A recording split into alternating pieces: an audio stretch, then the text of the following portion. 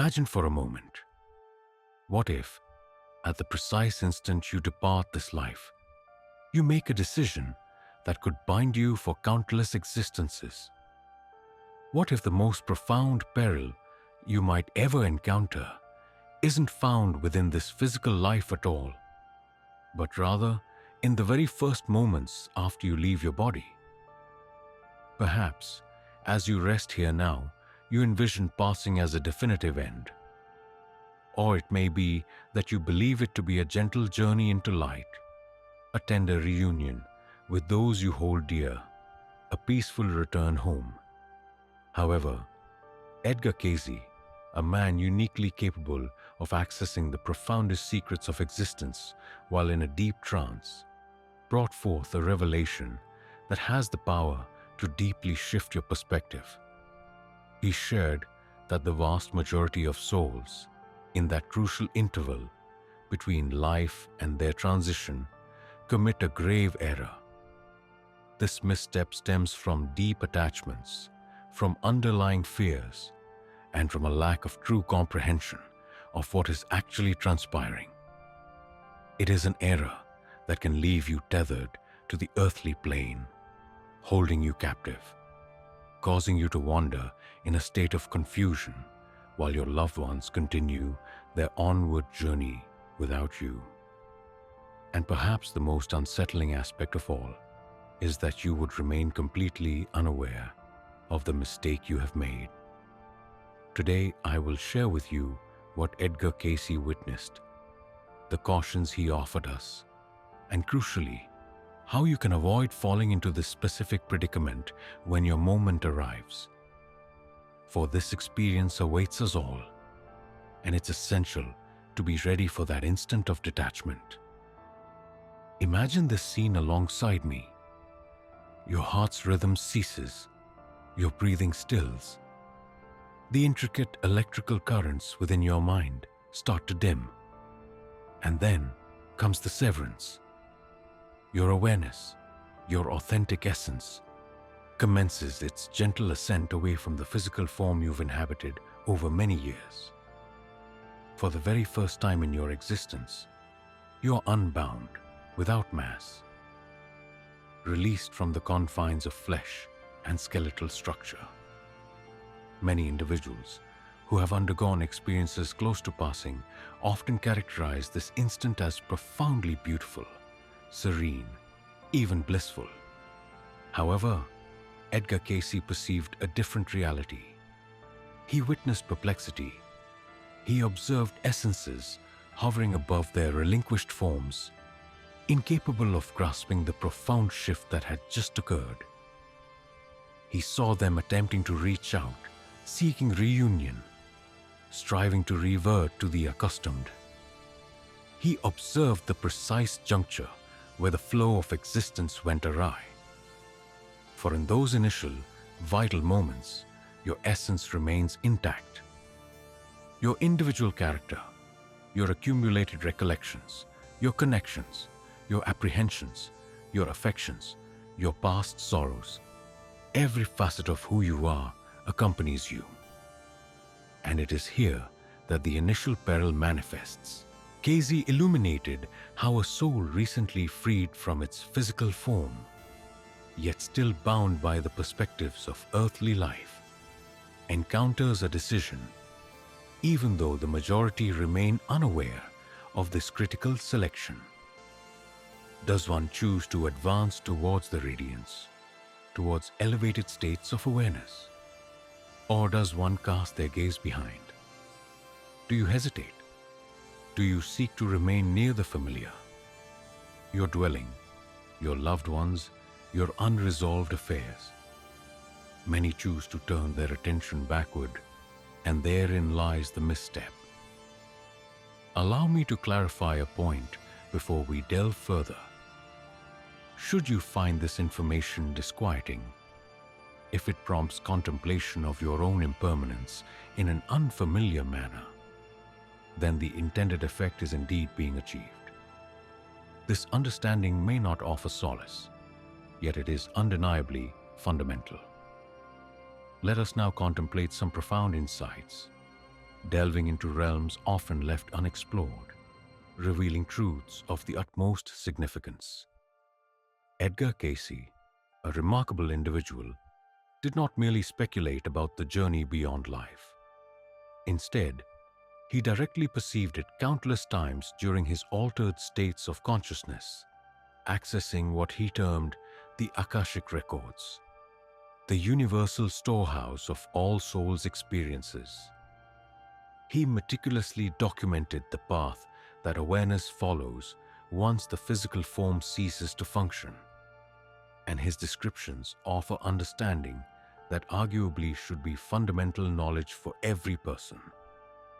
He conveyed that at the moment of departure, the soul enters what he referred to as the borderland, a transitional domain, not entirely physical, yet not purely spiritual either. A threshold realm situated between distinct realities.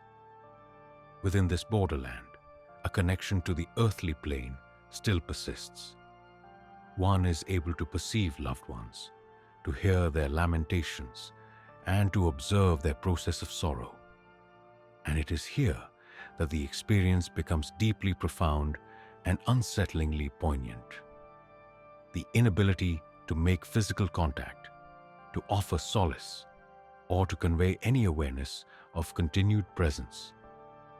Cayce described ethereal beings experiencing profound sorrow as they observed their partners succumbing to despair, witnessed their offspring endure hardship, watched their own memorial services, and found themselves utterly unable to bridge the gap between worlds. The agony of this understanding was so profound that numerous spirits simply could not bring themselves to acknowledge it. They resisted the truth of their own demise. Instead, they persuaded themselves that existence continued for them, albeit in an altered state, unseen, unheard. And so they lingered. They occupied the threshold between realms, gravitating towards familiar faces and locations, striving with all their might to establish communication, to demonstrate their continued existence. Cayce referred to these particular spirits as earthbound. Perhaps you're more accustomed to calling them ghosts. But these are not the spectral figures depicted in cinematic narratives. They are not vengeful specters seeking retribution or delivering mysterious prophecies. Rather, they are bewildered entities who made a single, comprehensible, yet deeply tragic error. They cast their gaze backward when they ought to have faced ahead. They clung on when release was the necessary path. They opted for what was known in preference to the vast expanse of the undiscovered. And so, they find themselves ensnared within a confinement of their own design, the very trap of attachment. Allow me to share with you the reason this phenomenon afflicts countless spirits. It stems not from any inherent wickedness within them, nor is it a consequence of transgression or a failure to pass some universal trial. The root cause, rather, lies in the nature of attachment itself. Pay close attention to these words, for they unlock a fundamental understanding. Throughout our earthly existence, we diligently forge connections to individuals, locations, material items, and even to our sense of self. We form bonds with our life partners, our offspring, and our dwellings. We become tethered to our professional paths, our public standing, and our achievements. We cling to our physical form, our outward presentation, and our well-being. So frequently do we utter the words "my" and "mine" that we lose sight of the distinction between our possessions and our true essence. And then, the moment of physical cessation arrives. Yet these attachments, unlike the mortal coil, do not simply cease to exist. Instead, they accompany us into that liminal space beyond life. Cayce elucidated that the intensity of one's terrestrial bonds directly influences the ease with which one can journey to the more elevated realms of being. Consider it akin to the force of gravity. The deeper your connection to the material world, the greater the challenge for your spirit to transcend its grasp. Consider someone who departs abruptly, without warning. Perhaps a sudden crash, a heart's unexpected halt, leaving no moments for farewells or preparations. Their final conscious awareness, likely centered on something entirely routine. I should get the milk. Tomorrow's agenda includes a crucial meeting. I hope my child completed their studies. Then an abrupt emptiness. No physical form, no means to retrieve the milk, attend the meeting, or inquire about their son. Yet, the inner mind, the very essence of awareness, continues to produce these familiar thoughts, still fixated on those persistent worries. My duties await. Others rely on me. I cannot depart just yet. And so they linger. They drift in a transitional space, certain of their continued importance, their crucial role, their unwavering command. Time stretches on. Days become weeks and sometimes years, and their spirit never grasps that their only true confinement stems from their own reluctance to relinquish hold of a world they have outgrown. Can you begin to grasp this concept? Do you now see why Cayce described this as a truly frightening error? For this isn't an occurrence that befalls you. Rather, it's a condition you bring upon yourself. Pause for a moment now and consider, what holds the greatest significance in your existence? What would prove most challenging to release when your eventual moment arrives? Feel free to share your thoughts beneath this. Let us discuss this with genuine candor. I will acknowledge those contributions that display authentic introspection, for our shared space is founded on verity, not pleasant deceptions. The three classifications of souls tethered to the earth. Cayce pinpointed three principal categories of spirits who find themselves ensnared within the borderlands. And here lies the disquieting truth. You will likely discern a reflection of yourself in at least one of these descriptions. The initial category, termed the devoted. These individuals are those whose entire sense of self was intricately woven into attending to the welfare of others. Consider the mother unable to depart from her offspring, the husband who firmly believes his spouse cannot manage life without his presence, the dedicated carer who dedicated many years to fulfilling another's requirements. Such affection is genuine. Such commitment is profound. Yet, it can transform into a tether. Cayce recounted an instance of a mother whose physical life had ended, yet her spirit lingered within the family residence for more than 10 years. She observed her offspring mature. She stayed close to them through sickness. She attended their milestones like graduations, but her presence offered no aid. Instead, she halted her own progress. And this is where the sadness deepens. Her children sensed her lingering spirit, though they could not comprehend its nature. This left them feeling unsettled. It imbued their home with an unfamiliar strangeness. A few among them grew anxious, even melancholic, hindered from embracing their lives completely, as the mother's inability to release her hold formed an ethereal burden that weighed upon all those she cherished. Then there is the second category, those who are attached. These spirits are connected not to individuals, but to material objects, their dwellings, their riches, their belongings. Cayce told of a gentleman who passed away unexpectedly, bequeathing a considerable fortune. His entire existence had been dedicated to gathering fortune, constructing his enterprise, and securing his enduring legacy. Upon his passing, his essence found itself unable to depart from his accustomed workspace. He observed with growing apprehension as his inheritors disputed over his possessions. He made desperate attempts to intervene, hoping to convey his final wishes. Yet he remained utterly impotent, unseen, and without consequence. Nevertheless, he lingered for many years, witnessing his domain slowly disintegrate, watching everything he had meticulously built collapse, held captive by his attachment to earthly possessions which, in the spiritual realm, possessed no significance whatsoever.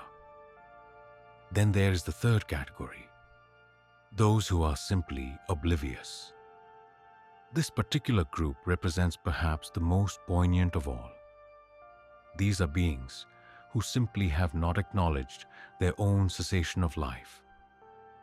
Perhaps their departure was sudden and unexpected. Perhaps they were unconscious at the pivotal moment. Or perhaps their identification with their physical form was so profound that the notion of continuing to exist without it remains entirely unfathomable. Cayce recounted how these spirits would drift through familiar daily habits, much like figures in a dream. They might settle into their cherished armchair, try to communicate with loved ones, or attempt to resume their former occupations. Yet all efforts were met with futility. No one perceived their presence. No one offered a reply. And this profound lack of recognition deepened into a profound, almost dreamlike state of existential bewilderment. They existed, yet without true life. They were there, but simultaneously absent. Aware, yet powerless to influence their surroundings in any way. Cayce explained that such souls could linger in this peculiar condition for many years, even spanning generations, until a moment eventually arrived when, in some way, they would awaken. It was then they would grasp the underlying reality. Only at that point could their true progression truly commence, marking the start of a vital journey. Now, let us consider an important aspect regarding the timing of this transition. Cayce instructed that a pivotal opportunity emerges directly after a spirit's departure, a time frame extending from a mere few hours up to approximately 3 days, during which the soul finds its easiest path to ascend gracefully to the higher planes of existence. During this specific time, spiritual mentors, cherished individuals who have passed on, and what Cayce referred to as luminous entities are there, diligently working to assist the recently transitioned spirit in its progression. Perhaps you've come across descriptions of this phenomenon through accounts of those who've had close encounters with death. The radiant passageway, the embracing sensation of welcome, the profound feeling of boundless affection and approval. These experiences are genuinely occurring. Everything is readily available, anticipating your arrival. However, here lies the crucial aspect. You are required to orient yourself in its direction. A deliberate decision must be made to advance, choosing progress over introspection into what has been left behind. Yet, the majority, a significant number of individuals, often overlook this chance because during the initial hours following their transition, they find themselves swamped with sensations. They observe their dear ones experiencing sorrow. They attempt to comprehend the events that have just transpired. They are simultaneously drawn in numerous ways by feelings, connections, and disorientation. As a result, this opportune moment starts to recede. The benevolent guides do not relinquish their efforts right away. They persist in attempting to communicate, extending invitations to routes that lead onward. Yet, with the passage of time, as a soul grows more deeply rooted in the borderland and its attachments harden into habit, the passage to what lies beyond grows increasingly difficult. Eventually, the spirit merges so completely with this intermediate space that the guiding light becomes entirely obscured. It forges a distinct reality, a shadowy, incomplete state, mistaking it for its eternal destination. This, Cayce's readings revealed, was the most poignant discovery. Not that spirits face retribution for their errors or are condemned to perpetual suffering, but rather that they are confined by their own misperception, their reluctance to release, and their active choice to cling to a world they have already left behind. And the truly unsettling revelation is that time functions uniquely within the borderland. What seems like just a few days to a lingering spirit might equate to years in the tangible world. What registers as weeks could stretch into decades. These souls find themselves held within a recurring loop, revisiting identical patterns, familiar thoughts, and fruitless attempts to rejoin the living. Meanwhile, life proceeds without them. Their loved ones recover, advance, and ultimately forget. Yet the soul itself lingers, suspended in the instant of its passing, unable to grasp this profound shift. Should this resonate with you now, that is quite natural and deeply significant. Share this message with someone you cherish, as this knowledge is too crucial to overlook. And please subscribe, for comprehending what follows is the most vital preparation for this life's journey.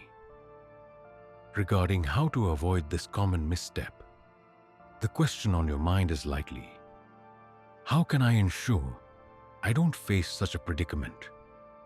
How can I ready myself for departure so I am not confined to the borderland? Cayce provided very clear guidance here. If you retain only one piece of wisdom from this whole discussion, let it be this segment. First, begin practicing detachment now, not solely at the moment of passing.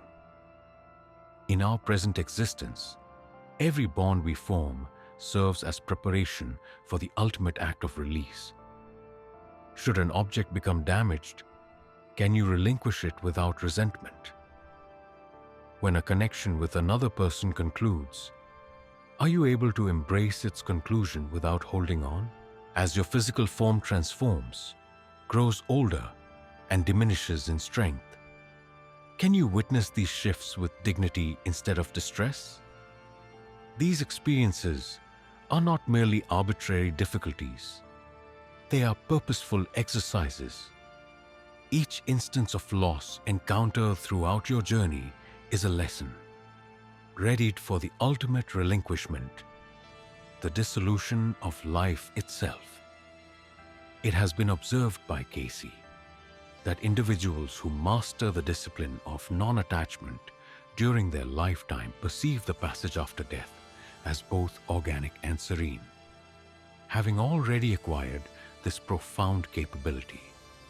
Conversely, those who dedicate their lives to grasping, attempting to control, and refusing to release anything carry that intense resolve into their final moments, transforming it into their own confinement. Secondly, strive to comprehend your true essence. You are not simply your physical vessel, nor are you defined by your occupation. Your identity transcends your worldly belongings or your achieved successes. You are pure awareness. You are boundless consciousness. Your essence is the watchful presence observing every experience. The greater your connection to your enduring nature now, the simpler it will be to know yourself following this life. Cayce's suggestion was daily meditation, not viewing it as a spiritual ritual, but rather as a practical method. Dedicate time each day to perceive yourself as pure consciousness, distinct from your fleeting thoughts, emotional states, or bodily feelings. This isn't an act of avoidance. Instead, it serves as readying yourself for the most significant transition of your entire being. Thirdly, engage in this particular discussion. Share your thoughts with those you cherish about the act of transitioning. Approach it not with gloom, but with sincerity and transparency. Communicate what you wish for them to understand. Articulate your deep affection. Resolve any matters that remain incomplete. And this point is truly vital. Inform them that upon your passing, your desire is for them to gently prompt your onward journey, to set you free, to grant you leave to depart. Cayce explained that a common reason spirits remain tied to the earthly realm is their perception of dear ones clinging to them with profound longing. The sorrow can be so profound, the fervent plea of, "Please don't leave me," so compelling, that a soul nearing its departure may feel compelled to remain. However, this arrangement serves no beneficial purpose for anyone involved. The most profound compassion you can offer to someone passing on is the freedom to journey forth, and in turn, the most profound compassion they can offer you is that very same liberation. Fourth, become familiar with the indicators. Cayce taught that you can cultivate the ability to discern the precise moment of transition when it arrives. There will be a distinct feeling of ascending, of broadening, and of unexpected release. You will encounter guides, sometimes appearing as cherished loved ones who have already passed, at other times as luminous beings of pure light, awaiting to assist you. And there will be a pivotal moment of choice, an instant where you can either direct yourself towards the higher spiritual realms or opt to return to the familiar comfort of what you know. Possessing this understanding beforehand changes everything entirely. Because when that critical juncture materializes, you will not experience confusion. You will not feel adrift or disoriented. You will recognize the experience for what it is. You will recall what you have learned. You will instinctively understand the path forward. Turn towards the radiance. Move ahead with purpose. Relinquish your hold. It sounds straightforward, and indeed it is. Yet, in that crucial moment of departure, overcome by profound emotion and strong connections, most individuals tend to lose their way. Make an effort not to be among them. The fifth instruction is to undertake the necessary work. Truly, this particular insight holds paramount importance above all others. Each profound message shared by Cayce consistently highlighted the same fundamental truth. The state of your inner awareness at the time of your passing will reflect the state of your inner awareness throughout your life. If your days are spent in apprehension, then you will likely transition with that same apprehension. Should you exist bound by attachments, you will cross over still connected. And if your journey is marked by bewilderment, then confusion may accompany your final moments. Conversely, if you dedicate your life to fostering sagacity, empathy, deep comprehension, and the invaluable skill of releasing, then your final journey ceases to be a frightening mystery. Instead, it becomes a serene evolution, a profound completion, a gentle return to origin. The ongoing cultivation of your inner awareness, the gentle release of your attachments, and the deepening of your insight into your authentic essence constitutes the most vital task you will ever engage in. because it directly shapes what unfolds in that significant instant when you depart from your physical vessel. This reveals a deeper truth. Allow me now to share a specific revelation from Cayce, one that helps place all of this into its true context. Indeed, the error can feel quite unsettling, while becoming ensnared in the transitional space presents a true hazard. Yet its duration is not indefinite. Cayce consistently reiterated that no soul faces perpetual condemnation. No spirit is ever so adrift that it cannot, in time, rediscover its path homeward. Souls connected to the earth realm do not remain bound indefinitely. Eventually, be it after days, years, or perhaps even countless decades, they awaken to understanding. They grasp the fundamental reality. They welcome the assistance of their benevolent guides and continue their journey. The cosmos itself possesses boundless patience, unending compassion, and an unwavering dedication to the progress and unfolding of each individual spirit. Thus, even though the misstep is authentic and the pain it generates is truly felt, it is also transient. Herein lies the truly remarkable facet. Each soul that undergoes this period of entrapment and subsequent liberation harvests deep insights from the ordeal. They come to comprehend, in the most profound manner imaginable, the perils of rigid attachment, the deceptive nature of perceived command, and the essential value of release. And this acquired wisdom integrates into their very essence, enduring throughout all eternity. Thus, in a peculiar fashion, even a fearful error holds value. Meaning resides even in sorrow. Yet, and this is crucial, it doesn't suggest you intentionally seek such a snare. Your eventual escape doesn't warrant making things harder than required. Would you leap into a chasm, knowing you'll eventually emerge?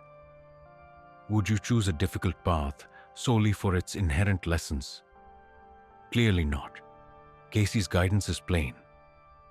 Grasp now, ready now, discern now, so that when your time arrives, you may pass with elegance, with full knowing, through a form of conscious release that elevates this passage from mere sadness to a profound victory. How this applies to your life right now. Let us apply this directly. We'll explore what this wisdom signifies for your present existence. For the purpose of comprehending life beyond isn't to instill fear. Its aim is to impart wisdom. First, it shifts how you exist. Once you genuinely grasp that the connections you form might accompany you even after life's end, and that they possess the potential to become restraints holding you captive, your perception of them begins to shift. Consider that argument with your partner concerning a minor matter. All at once, its significance appears diminished, or the lingering bitterness you harbor towards an individual who offended you long ago. Abruptly, its true nature becomes apparent, a burden you willingly bear. The intense focus on your professional path, your standing, your financial wealth. Instantly, you recognize you are constructing a confinement from which you will eventually need to break free. This perspective is not about disengaging from existence itself. Rather, it concerns interacting with life's moments from a position of liberation instead of apprehension. It involves cherishing others without the necessity of ownership.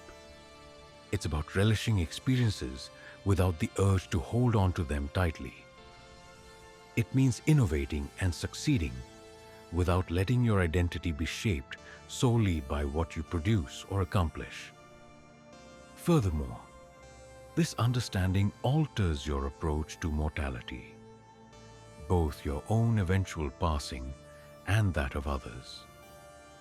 When a cherished individual is nearing their final moments, you can be present with them in an altogether transformed manner. You are able to create a gentle space for their transition without desperately attempting to keep them tethered here. You can tenderly voice, "My love for you endures, and when your appointed time arrives, you have my full blessing to depart. Journey towards the light. Please do not linger for my sake. I will find my peace." Can you truly comprehend the profound generosity of such an offering? To grant someone you hold dear the freedom to transition gracefully means that when your own hour arrives, and it assuredly will, you will not encounter it with the consuming apprehension that seizes most.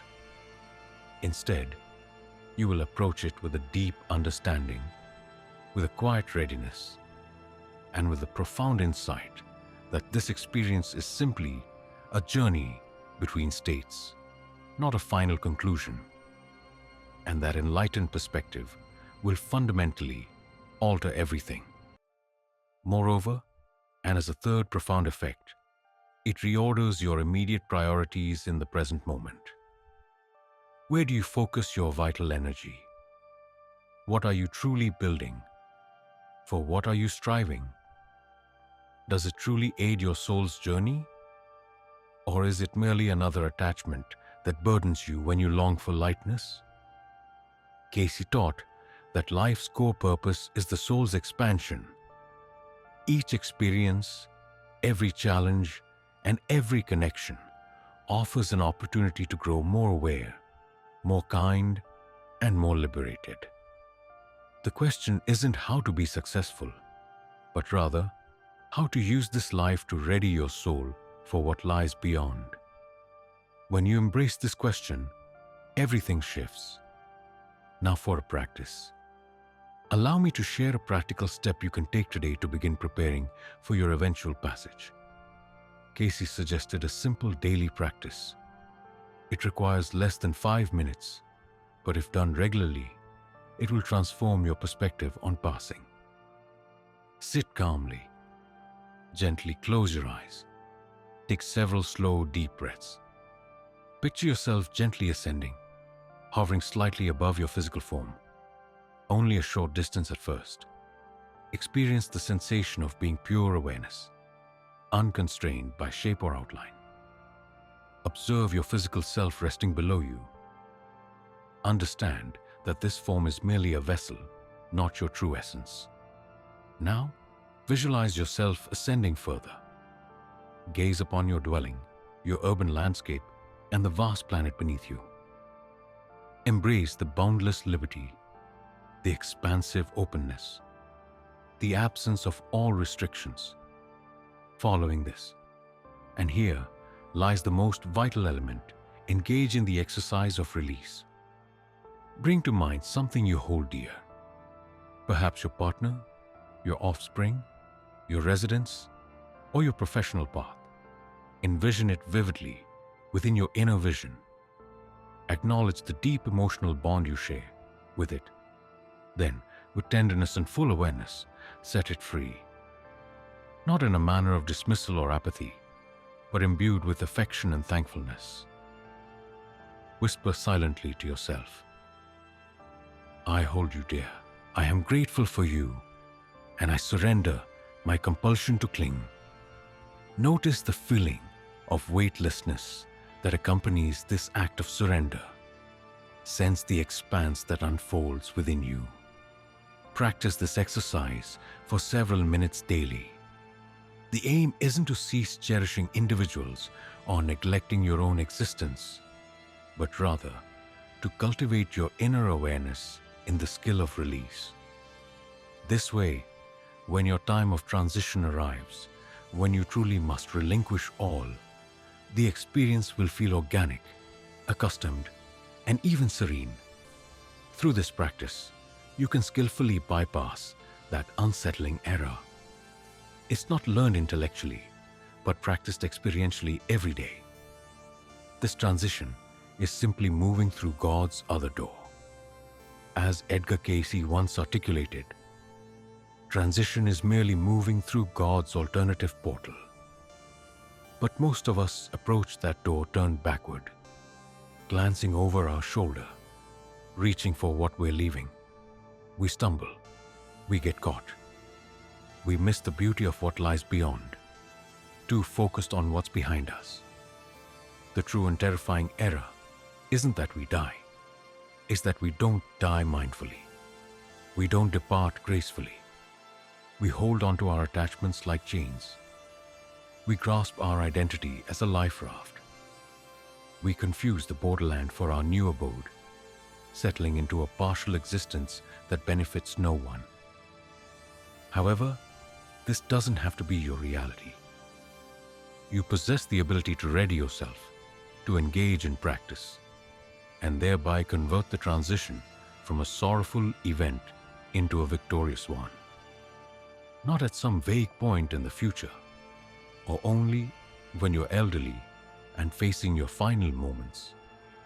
This opportunity is available today, right now, in the present instant. Each bond you gently let go of serves as a rehearsal for the ultimate liberation. Every instance of being fully present acts as a foundation for the final journey. Each time you relinquish something is a lesson for the ultimate surrender. Consequently, when your destined moment arrives, when you sense that instant of parting, when you perceive the luminous beckoning inviting you ahead, you will be completely prepared. You will not gaze behind you. You will not become ensnared. You will avoid making that most fearful error. Instead, you will progress with elegance, with a deep understanding, embracing a form of conscious departure that in itself represents a profound spiritual accomplishment. I am grateful for your bravery in exploring these ideas alongside me. This subject matter is indeed weighty. It can feel unsettling. It questions many of the deeply held beliefs we cherish about both passing on and the act of dying. Yet, simultaneously, it represents some of the most vital wisdom you could ever acquire. If this presentation resonated deeply with you, if it stirred a new insight within your comprehension, please share it. There's likely someone in your life who truly needs to receive this understanding. And I invite you to tell me in the comments, what is your most significant apprehension regarding transition? Which bond do you believe would be the most difficult for you to unbind? Let us engage in this conversation with genuine sincerity. I will acknowledge those responses that demonstrate authentic openness, for that is the very spirit of this gathering. Honesty, profound exploration, and the bravery to confront what many prefer to overlook. Do consider subscribing if you have not yet, as we intend to keep journeying through these significant enigmas collectively. Until our next session, always keep in mind, you are not your physical vessel. You are not your accumulated belongings. You are not your interpersonal connections. You are timeless awareness, momentarily inhabiting a human shape. And one day, you will gently shed that form and proceed on your endless journey. Ensure you are prepared for that instant. Make certain you comprehend how to release your grasp. Your boundless existence hinges upon this. Warmth. Warmth. Yes, warmth.